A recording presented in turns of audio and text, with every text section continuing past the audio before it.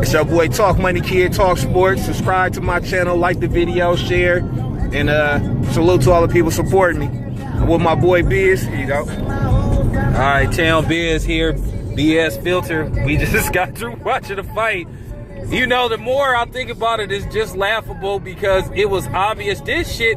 And they tried to say Floyd and Conor McGregor was WWE. This was fucking, man, this was fucking WrestleMania 1 with Hulk Hogan and Andre the Giant. No, that was WrestleMania 3. Whatever the case may be, the outcome was predetermined.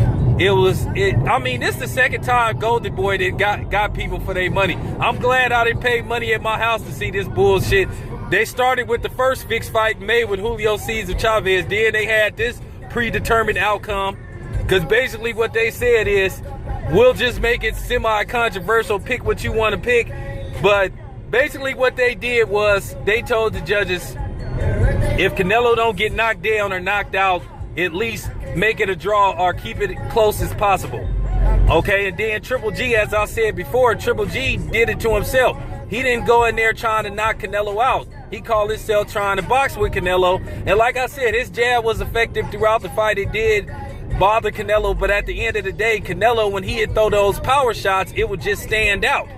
So that's what kept him in the fight, and I guess that's what the judges, you know, gave Canelo some of the rounds for. Because at the end of the day, I thought Triple G did enough to win the fight. I don't like Triple G, but I'm keeping it 100. But as the fight ended, I said either Triple G possibly won this fight or it's a draw. But I was leaning more towards a draw because I just felt like Canelo kept it close. And I think they was exaggerating by what Triple G was doing. Because Triple G was missing a lot.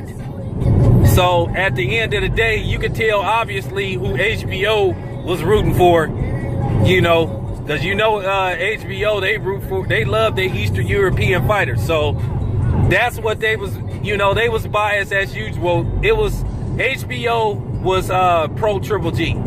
Definitely. So, you know, what you think, BS Filter? Well, you're right. HBO is always pro anyone other than a black guy, you know, or whoever the hell else they don't like. But the fact of the matter is, neither fucking fighter did anything to really win the match.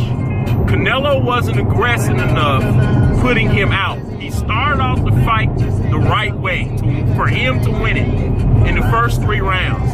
Hard hitting, aggressive, kept him on his back foot. He's not good on his back foot, meaning Triple G. Absolutely. And all of a sudden he just stopped. It's like he was like, okay, that's enough. I've proven that I can do this. And he stopped. So with that being said, you look at Triple G's side. Triple G is usually more aggressive on a fighter, but he wasn't fighting a small guy this time for you suckers out there. So he ended up having to go against a guy who was bigger than him, technically.